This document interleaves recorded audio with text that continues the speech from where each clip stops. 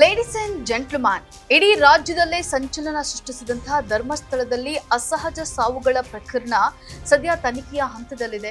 SIT ತನಿಖೆಯನ್ನ ನಡೆಸ್ತಾ ಇದೆ. ಈ ಪ್ರಕರಣ ಸಂಬಂಧ ಬಂಗ್ಲೆಗುಡ್ಡೆಯಲ್ಲಿ 7 ಅಸ್ಥಿ ಪಂಜರಗಳು ಸಿಕ್ಕಿದ್ವು. ಆದ್ರೆ ಈ ಅಸ್ಥಿ ಪಂಜರಗಳ ಕತೆ ಏನಾಯಿತು? ಎಸ್ಐಟಿ ತನಿಖೆ ಎಲ್ಲಿಗೆ ಬಂತು? ಈ ಪ್ರಕರಣದ ತನಿಖೆ ಇಷ್ಟು ತಡವಾಗಲು ಏನು ಕಾರಣ? ಎಸ್ ವೀಕ್ಷಕರೇ, ನೆಲ ಜಲ ಭಾಷೆಗಾಗಿ ಪ್ರಾಮಾಣಿಕ ಪತ್ರಿಕೋದ್ಯಮ. ನೀವು ನೋಡ್ತಾ ಇದ್ದೀರಾ ಫೋಕಸ್ ಟಿವಿ. ನಾನು ಪವಿತ್ರ.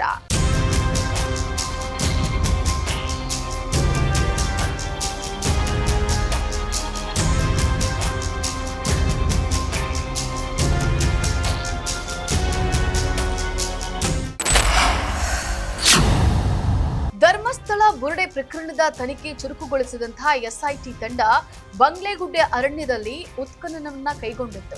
ತನಿಖೆ ವೇಳೆ ಬಂಗ್ಲೆಗುಡ್ಡೆಯಲ್ಲಿ 7 ಅಸ್ಥಿ ಪಂಜರಗಳು ಪತ್ತೆಯಾಗಿತ್ತು.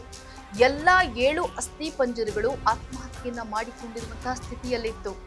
ಈ ಮೂಳೆಗಳನ್ನ ಬೆಂಗಳೂರು FSL ಕೇಂದ್ರಕ್ಕೆ ಇದೇ ವರ್ಷ ಜನವರಿ ತಿಂಗಳಲ್ಲಿ ರವಾನೆಯನ್ನ ಮಾಡಲಾಗಿತ್ತು.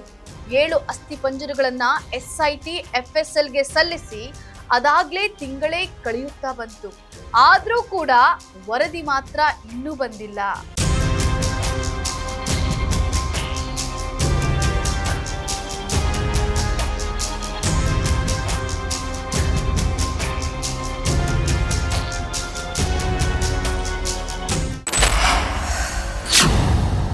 ಒಂದು ತನಿಖೆಯ ವರದಿಯನ್ನ ನೀಡಲು ಇಷ್ಟು ಸಮಯ ಬೇಕಾಗುತ್ತಾ?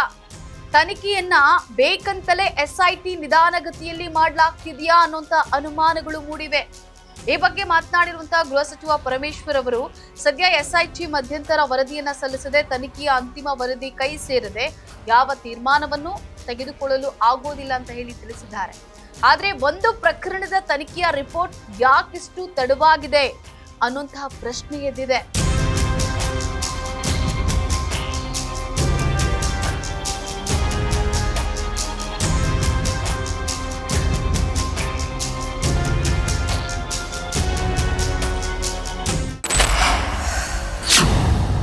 ಧರ್ಮಸ್ಥಳದಲ್ಲಿ 74 ಮಹಿಳೆಯರ ನಾಪತ್ತೆ ಹಾಗೂ ಅನಾಥ ಶವಗಳ ಪ್ರಕರಣ ಸಂಬಂಧ ಹೊಸ ತನಿಖೆ ನಡೆಸುವಂತೆ ಮತ್ತೊಂದು ಅರ್ಜಿ ಸಲ್ಲಿಕೆಯಾಗಿದೆ.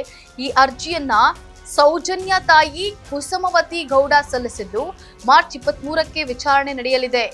ಒಟ್ಟಲ್ಲಿ ಧರ್ಮಸ್ಥಳ ಪ್ರಕರಣದಲ್ಲಿ ಕಾಣದ ಕೈಗಳಿದ್ದು ಉದ್ದೇಶ ಪೂರ್ವಕವಾಗಿಯೇ ತನಿಖೆಯನ್ನ ನಿಧಾನಗತಿಯಲ್ಲಿ ಸಾಗುವಂತೆ ಮಾಡ್ತಾ ಇರಬಹುದು ಅನ್ನುವಂತ ಅನುಮಾನಗಳು ದಟ್ಟವಾಗ್ತಾ ಇವೆ. ಇದಾಗಿತ್ತು ಫೋಕಸ್ನ ಸ್ಪೆಷಲ್ ರಿಪೋರ್ಟ್. ನೆಲ ಜಲ ಭಾಷೆಗಾಗಿ ನೋಡ್ತಾ ಇರಿ ಫೋಕಸ್ ಟಿವಿ.